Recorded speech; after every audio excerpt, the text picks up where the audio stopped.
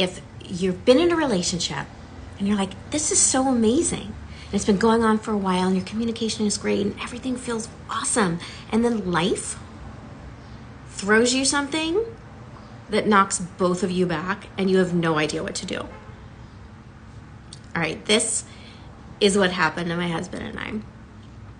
And I had somebody ask, they wanted to hear more details about what we did, what we learned when we went to marriage counseling. So I'm going to bring that to you today because you deserve a healthy relationship, one where you feel loved, where you can give love and you can also receive it, one that is long-lasting, that brings you joy, and you can be your authentic self. So we realized we needed to talk about the hard things. And that was the hard things that maybe made the other one feel uncomfortable. So we scheduled 15 minutes a day. And so what we had been told was give yourselves 15 minutes, share the hard truths. And being a relationship mindset coach, I put some structure around it in a way that I thought would best serve us. So what we did is we split that time. So we each have 7 minutes. And in that 7 minutes that you share, the other one just listens. This is a challenge, okay? There's no responding. There's no reacting. There's no talking. There is just active listening. Really hearing the other person, allowing them to speak their truth. And then when it's the other person's turn, we made the rule that you're not going to talk about the same topic because then that feels like a response instead of just allowing the space to hear and process. And some of the things that we talked about, I mean, they were really big deals. And there were other aspects of it that were things that were building up, that were little things, right? And so often this is what happens. The little things that become bigger and bigger and bigger and bigger. And what was really helpful is we'd have that 24 hours to process and really think about it. You know, and we said, okay, if you're doing the math, right? We said 15 minutes, 7 and 7. You know, all this extra time was just to give love to each other. Really that simple. And because of the fact that we are both high achieving people, we also took the love languages test because, you know, I've read the book years ago. You kind of want to learn about what that looks like. And what was really fascinating was learning that acts of service was very important to my husband.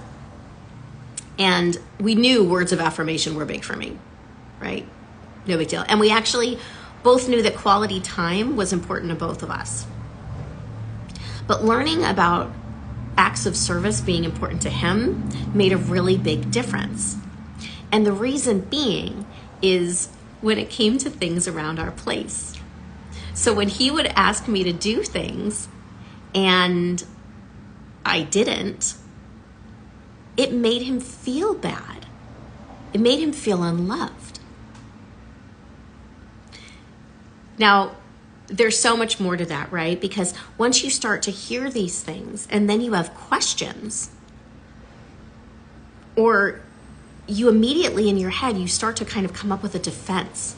It's not about the defense. And oftentimes, it's not even about the topic as a whole. It's about the person that you're talking to. It's remembering that the person that you're speaking to is somebody that you love. And they're in pain and they need to share this with you.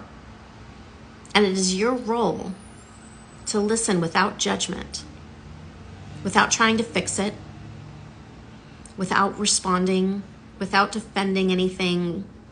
Just being there. And it shows them how important they are to you.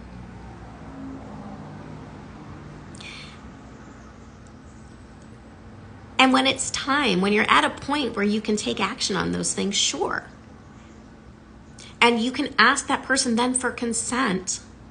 It's very interesting to ask your partner that you've been with for so long for consent on things, but it is important to do that to make sure that they're comfortable to continue the conversation.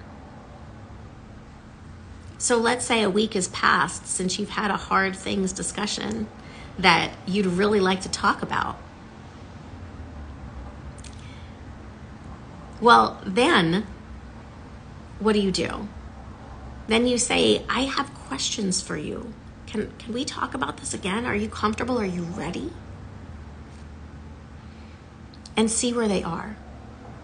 And if they're not, and you're like, oh, I need to talk, I just need to talk so bad, which oftentimes we do feel, and that's so normal. You can say, okay, I have some questions, I have some things. Maybe clarify the timeline. Do you think that we could revisit this in a couple days and I can check in with you and see if you're okay and we can keep talking? Right? It doesn't have to just die on the vine, but keep being curious. And this active listening helps to understand your person, love your person deeper, and also get curious so that you can know them and see them and also see the path forward.